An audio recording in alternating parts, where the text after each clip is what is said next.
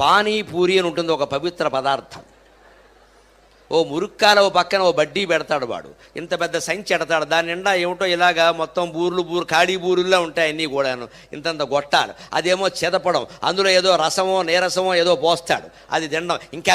ఇంకా వై అన్న. వాడి చెయ్యి పవిత్రం, ఆ పానీ పవిత్రం, ఆ పూరి పవిత్రం, ఆ సంచి పవిత్రం, ఆ గరిటె పవిత్రం, పక్కన మురిక్కాలవో పరమ పవిత్రం. మన ఆరోగ్యాలు ఏమైనా బాగుంటాయా? రుచి ఒకటే కాదు, రుచితో పాటు శుచి ఉండాలి. అలాగని శుచి ఒక్కటే కాదు, శుచితో పాటు రుచి ఉండాలి. ఎప్పుడు ఆహారంలో రెండు ప్రధాన లక్షణాలు, ఒకటి శుచి, రెండు రుచి.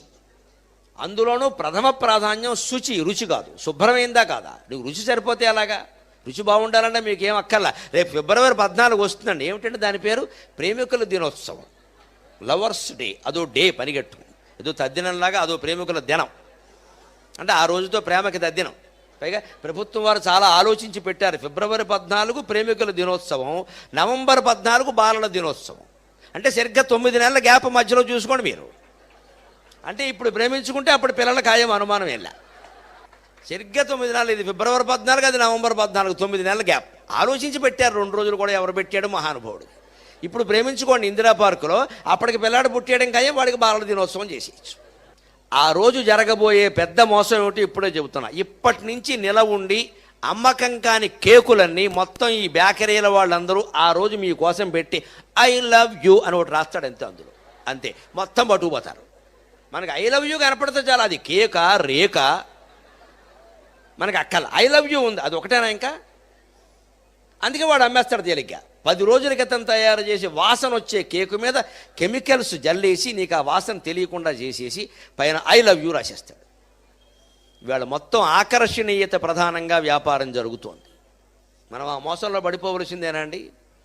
బియ్యం, ఏ బియ్యం వండాలో ఇవాళ మనకి సినిమా నటీమణులు, ఖాతాలు లేని నటీమణులు, వృద్ధ చలనచిత్ర నటీమణులు బియ్యం గురించి మాట్లాడతారా? వీళ్ళు ఎప్పుడైనా అన్నం వండారండి అసలు ఇంట్లో? సినిమా యాక్టర్ చెబుతుందంటే మనకి ఏ బియ్యం ఉండాలి, ఏ మసాలా వాడాలో మరో సినిమా నటు చెబుతుంది. ఇవాడు వంట ఉండిందంటే మొగుడికి ఎప్పుడైనా అన్నం పెట్టారు అసలు వీళ్ళు? మనం మాత్రం ఆవిడ చెప్పింది మనం కొనేద్దాం. ఆవిడ చెప్తే నువ్వు కొనేవాడు, ఆ రంగంలో ఏమైనా ఆవిడకి అనుభవం ఉందా?